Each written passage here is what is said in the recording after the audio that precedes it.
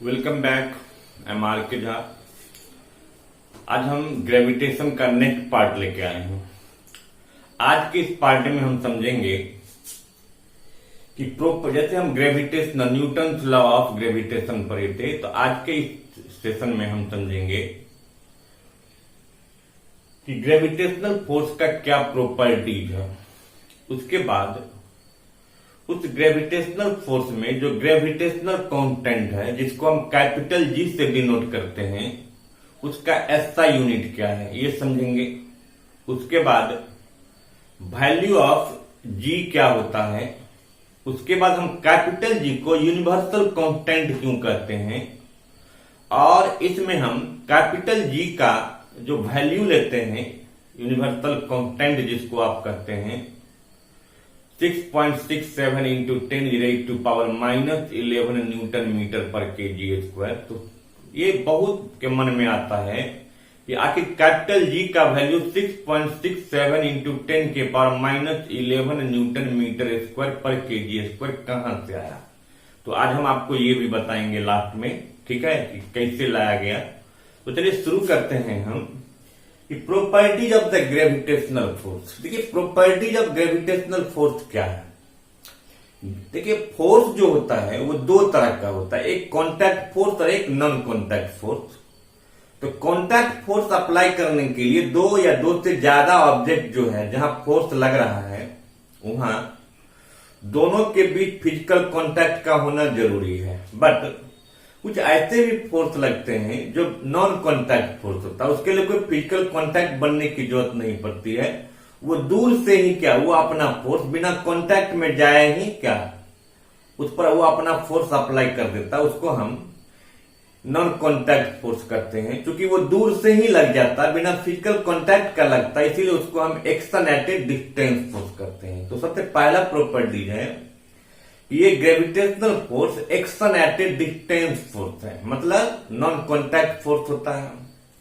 फिर इसका मतलब क्या हुआ कि ये ऑलवेज एग्जिस्ट, और ये भी gravitational force at A time सिर्फ दो ऑब्जेक्ट के बीच में ही एक्ट करता है। अगर आप कितने भी ऑब्जेक्ट को रखेंगे उतनी मतलब है एट ए टाइम किसी दो ऑब्जेक्ट के बीच में ही हम उसको लेते हैं।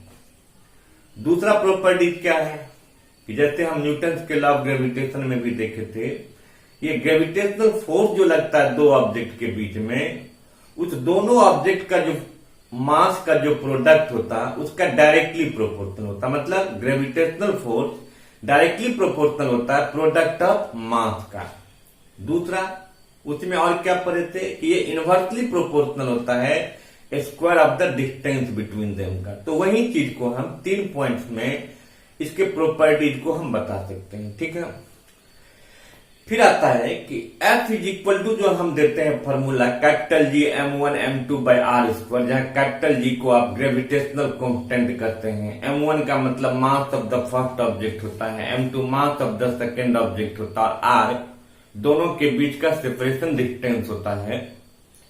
तो उसमें जो कैपिटल जी है, एफ है ग्रेविटेशनल फोर्स, कोई भी फोर्स होगा उसका एसआई यूनिट न्यूटन होगा। मास है वो केजी में लेते हैं, डिस्टेंस को हम मीटर में लेंगे। तो m1 भी केजी में है, m2 भी केजी में होगा, r मीटर में होगा, और ग्रेविटेशनल फोर्स F जो है वो न्यूटन में होगा। तो g का एसआई यूनिट क्या होगा। तो आप देखिए कि according to Newton law of gravitation F is equal to क्या, capital G m1 m2 by R square. तो फिर अगर F is equal to capital G m1 m2 by R square होता है, तो इसको क्रॉस मल्टीप्लाई कर लीजिए। तो F इंटू आर स्क्वायर बराबर क्या हो जाएगा, G इंटू m1 m2।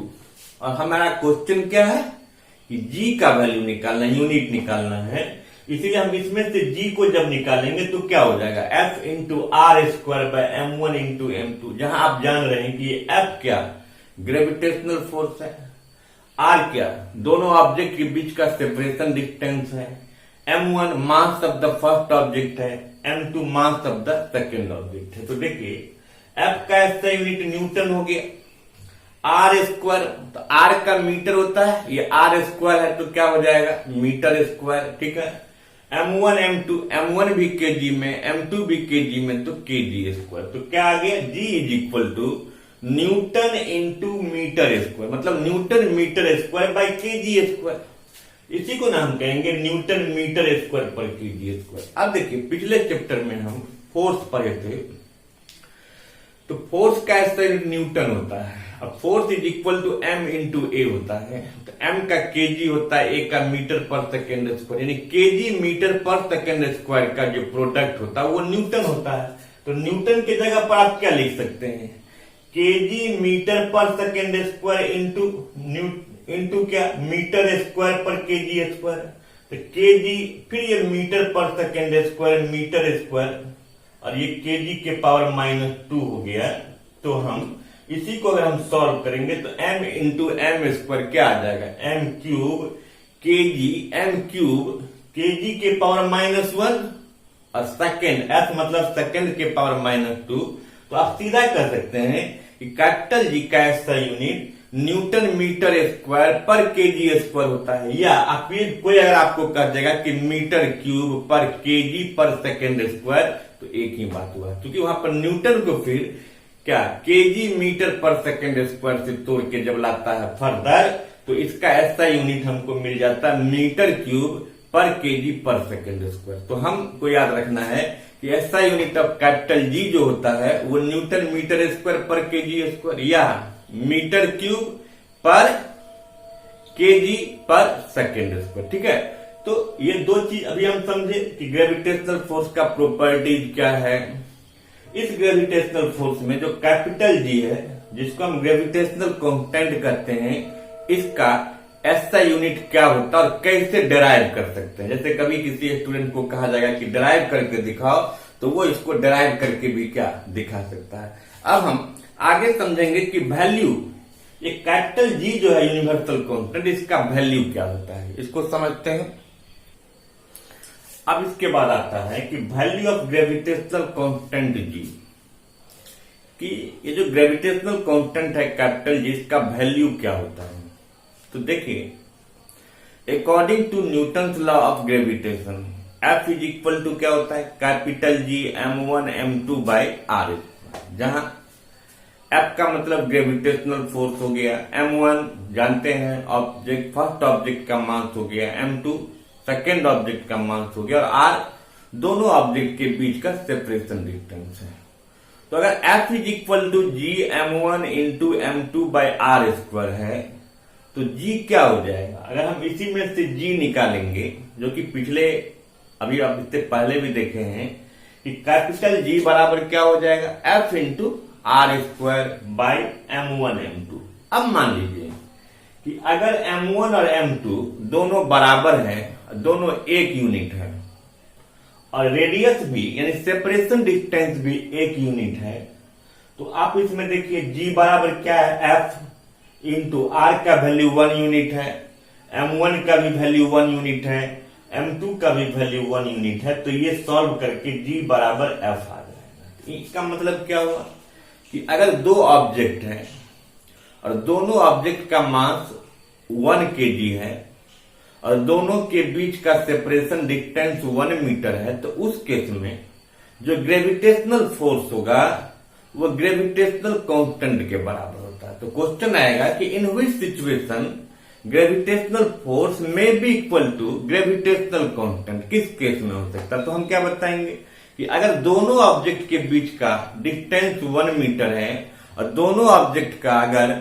मास 1 kg है, तो उस केस में जो ग्रेविटेशनल फोर्स होगा वो ग्रेविटेशनल कांस्टेंट के बराबर होगा। ठीक है, और ये एक्चुअली एक्सपेरिमेंट करके लिया गया हेनरी कैवेंडिश के द्वारा, जो कि हम आपको बता रहे हैं अभी आज ही कि हेनरी कैवेंडिश ने जब एक्सपेरिमेंट किए थे तो उनको कैपिटल जी का वैल्यू 6.67 इंटू 10 के पावर -11 न्यूटन मीटर आया था, जो कि ये जो वैल्यू है वो ग्रेविटी यूनिवर्सल कांस्टेंट है। मतलब क्या, पूरे यूनिवर्स में कैपिटल जी का वैल्यू हमेशा यही लिया जाता है 6.67 इंटू 10 के पावर -11, और ये इंडिपेंडेंट होता है मास ऑफ द ऑब्जेक्ट पर और सेपरेशन डिस्टेंस पर। कितना भी हेवी से हेवी ऑब्जेक्ट हो, कितना भी लाइटर ऑब्जेक्ट हो, कितना भी कम डिस्टेंस पर प्लेस किया गया हो या कितना भी लार्ज डिस्टेंस पर प्लेस किया गया हो, कैपिटल जी का वैल्यू चेंज नहीं होता। मतलब ये इंडिपेंडेंट होता है, ये डिपेंड नहीं करता है मास पर और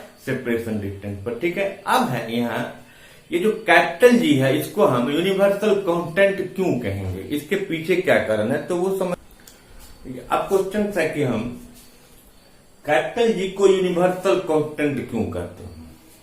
देखिए वैल्यू ऑफ जी जो होता है 6.67 इंटू 10⁻⁻11 ये हमेशा फिक्स होता है। कहीं भी अगर हम लेते हैं तो वो इंडिपेंडेंट होता है क्या चीज पर, nature, size and mass of the body. अगर किसी भी ऑब्जेक्ट का नेचर क्या है, साइज क्या है, मास क्या है, उससे उसको कोई फर्क नहीं पड़ता। ठीक है, दूसरा the space where the bodies are kept. इस पूरे ब्रह्मांड में आप जो है पाताल में रख दीजिए कि आसमान में रख दीजिए, कहीं भी अगर आप ऑब्जेक्ट को रखोगे उससे कैपिटल जी का वैल्यू कोई चेंजिंग नहीं होता। ठीक है, दूसरा the time eight which the force is considered.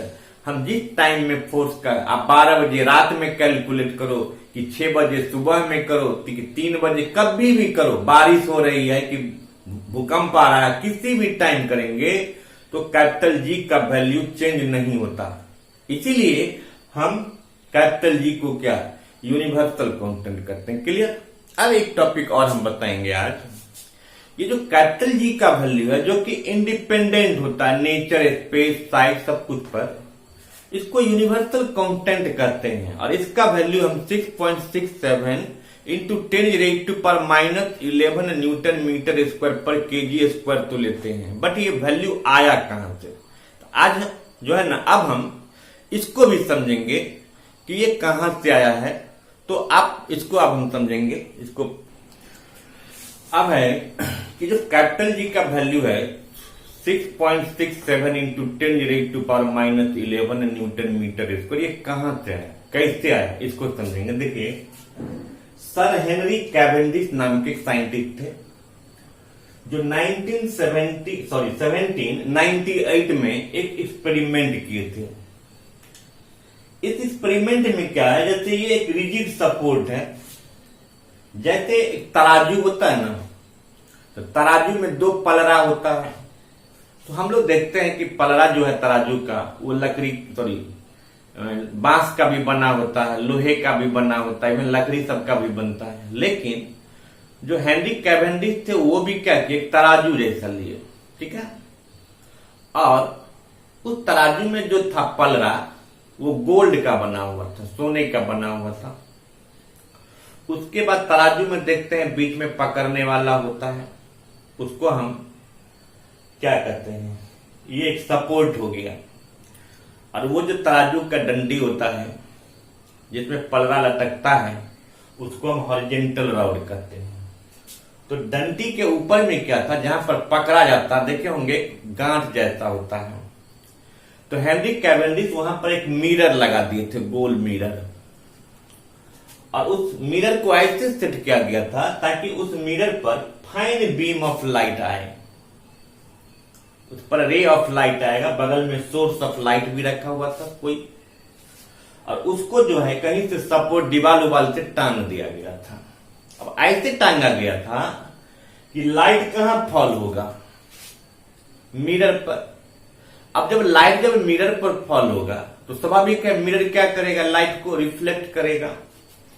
तो जब ये मिरर पर फॉल हो रहा, देखिए लाइट को रिफ्लेक्ट किया, और यहां पर एक स्केल रखा हुआ है, और ये सस्पेंशन वायर है। तो सस्पेंशन वायर में इसको क्या किया गया, ये सस्पेंशन वायर का मतलब होता है कि आप उसको जैसे घुमा भी सकते हो। तो घुमाने के बाद क्या देखा गया, जैसे इसको घुमाया गया तो ये तो सब अटैच था, तो मिरर भी रोटेट कर रहा था, मिरर रोटेट कर रहा था। इसके बाद ये जो रॉड था हॉरिजॉन्टल रॉड, वो भी पूरा क्या नाचने लगा। जैसे मान लीजिए हम तराजू को पकड़ के ऐसे घुमाना शुरू करें तो उसका पलड़ा भी क्या घूमेगा, तो वो घूमने लगा। उसके बाद जो लाइट का रिफ्लेक्शन हो रहा था कितना डिग्री पर हो रहा था, ये स्केल पर उसको सारा मेजरमेंट किया जा रहा था। फिर हेनरी कैवेंडिश ने क्या किए, टाइम टू टाइम जो है इसके पलड़ा पर मास को फ्लक्चुएट करते गए, चेंज करते चले गए। इवन कभी भारी ऑब्जेक्ट रख देते थे, कभी लाइटर ऑब्जेक्ट रख देते थे।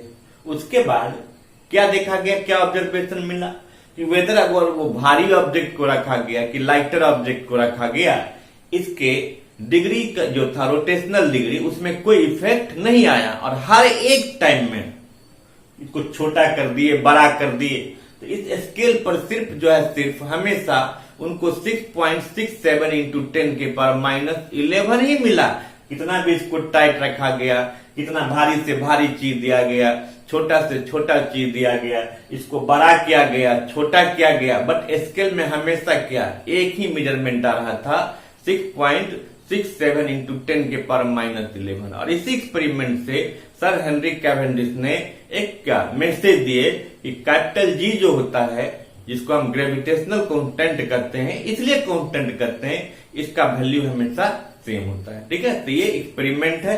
इसी एक्सपेरिमेंट से हम कैपिटल जी का वैल्यू समझे हैं, जो कि 6.67 इंटू 10 के power minus 11 newton metre square पर केजी स्क्वायर होता है। फिर इसके आगे का जो टॉपिक है फिर हम नेक्स्ट पार्ट में लेके आएंगे। Thank you.